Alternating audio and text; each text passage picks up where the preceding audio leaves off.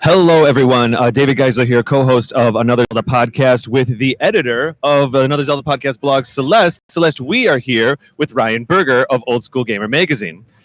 Ryan, I'm familiar with Old School Gamer magazine. Okay, very cool. I grabbed a copy last year, and I think I might personally be on the email list. In fact, you probably are. I'm a big fan you of and about 17,000 other retro gamers. Yes, I love it. So you have a booth set up right around the corner here, and I thought it'd be fun to talk about the magazine and what it's about. But also it'd be fun to have Celeste be here because she's in from out of town and she writes our blogs, and maybe there's all some similar things going on. I'll hand that to you, Celeste. So Ryan, why don't you give our audience a little heads up on what the magazine's all about? Old School Gamer was created a little bit over 2 years ago when I saw there was no trade magazine, consumer magazine for the retro gamer. Sort of like Game Informer, sort of like Electronic Gaming Monthly, but for the retro video gamer. I have a background in both radio work way back, doing that kind of stuff, and also in video games and disc jockey stuff and all that kind of things. I've had a magazine for mobile DJs for the last 20 years, and I saw that I could take my skill set of what I've learned through publishing a magazine and make one specifically for the retro gamer. There's been about 5 or 6 attempts over the last 10 or 15 years for someone to have a retro video game magazine. Right. None of them have really gotten past the first year or two, so we decided we'd take a shot at it, and we're now 11 issues in, or 12 if you count the special edition that we give out at all the cons. Oh, yeah. You said this is like an abbreviated edition that you give out at the cons is what we have right here. 10,000 copies of that over the past 6 months and the next 6 months of the year at all these different cons we go to, from the Portland Retro Gaming Expo, Midwest Gaming Classic Game Fest down in Austin, to this one we're doing here in Chicago at the Video Game Summit. I had the opportunity to interview Walter Day at the Midwest Gaming Classic. And Walter's awesome. He's to say that he's a supporter of the Old School Gamer magazine is an understatement. Yes. I enjoy the magazine very much myself, and certainly he is a proud voice for it. Yes, what I like about it personally is that it still takes me back to the days of physical, not just that it's like those magazines you had paper there, in the 90s, you know what I mean? Yes. We even insert a poster in, just like Nintendo Power used to do and stuff like that. We insert a poster in there of the cover. We're enjoying it. It's my own gift to the industry. I want to make a little bit of a living off of, but mainly enjoy everything that retro gaming is all about. I see. Very cool. Very cool. What are your first impressions here, Celeste?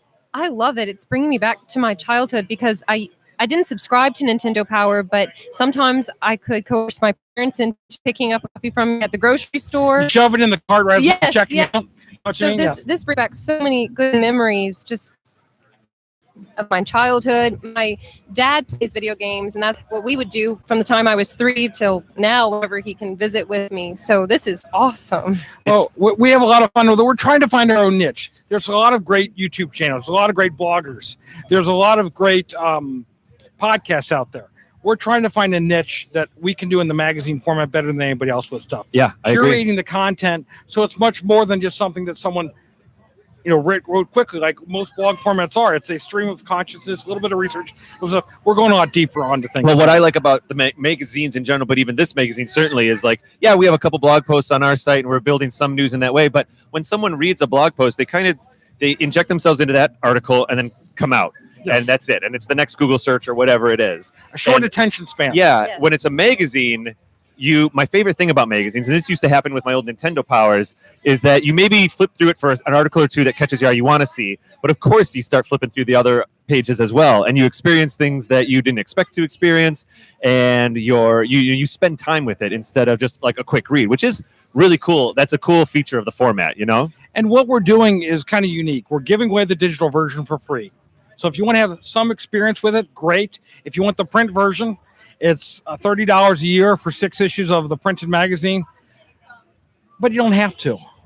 It's something, if you want to read it digitally, great. If you want the experience that we're talking about, yes, sitting down with the magazine, chilling out on the couch and reading a magazine. Put it on the coffee table. Yeah, I love it. So how do you facilitate something like this? Is there a team of writers and editors and whatnot? I have an editor named Brian out of Cincinnati who I actually met for the first time about a month and a half ago. Been working with him for 6 months, but met him at a Cincinnati Classic event. Yep. We have probably 24 different writers that put in different content, different times. Some of them professional writers. That's what they do for a living. Most of them just hobbyists like ourselves that have an expertise in a certain area. Like, for instance, for me, if I were to regularly write, which I don't, I'd write on Apple II. I'd write on Intellivision. I'd write on Sega Genesis. Those are the machines I spend a lot of time with. There's other people that write on Atari 8-bit computers for us. There's another guy that's working on an article that I think is actually in my in bin right now that is all about the Odyssey system, Ralph Baer versus Atari and Pong and all the history of stuff that goes back there. Up to what we consider retro is kind of wrapping up at about the PlayStation 1 neighborhood. Yeah, right. 20 years plus is what we gauge as retro. I like but that. obviously that's going to keep climbing. We're going to get into the GameCube. We're going to get into some of the other stuff. Other units that were way ahead of their time. You know, the Dreamcast.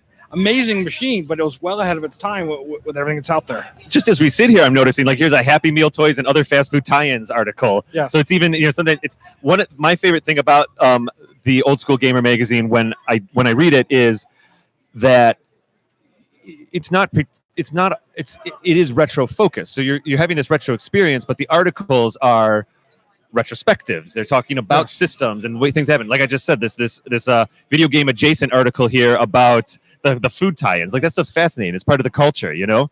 And it's not just like a review of today's hot game or something. Yeah, It's we'll much do more a little bit of in-depth. stuff of some of the modern material that's out there. I went to E3, was able to pick up some material there on retro-focused games, like the new Right. Sega Genesis Mini. We're covering that because that's hitting on old stuff in a new form. Cool. Another material of that effect. So we'll cover a little bit of the modern stuff, but not much of it. Only when it really affects Right. the old school people. It's nice to reminisce, and it's nice to have a magazine that does that, and certainly one that looks so professional. So We enjoy doing it. I'm happy to hear that, Ryan. If people want to find out more information about the magazine, if they want to subscribe or find you, I know you said it a little bit, but let's give them a recap. Yeah. If you check out oldschoolgamer.com, literally go to oldschoolgamer.com/subscribe, you get that free digital version of it. And in the magazine area, you can check out all the back issues of the magazine at no cost. We have an app out there for things too. Cool. So just check us out a little bit. And if you want to subscribe to the magazine, do me a favor. When you subscribe, make sure you mentioned that you heard about it here. That helps us keep track of friends that we course. want to take care of. Indeed. Wonderful. Well, Ryan, it's a pleasure. We're meeting for the first time right now. It's a pleasure meeting you. It's nice to meet you. Thank you Yes, so much. absolutely. All right. Well, thank you so much, Ryan. We're good. Mm-hmm. That's all we need, boss. He's holding his hand up. Oh, because it's still feeding.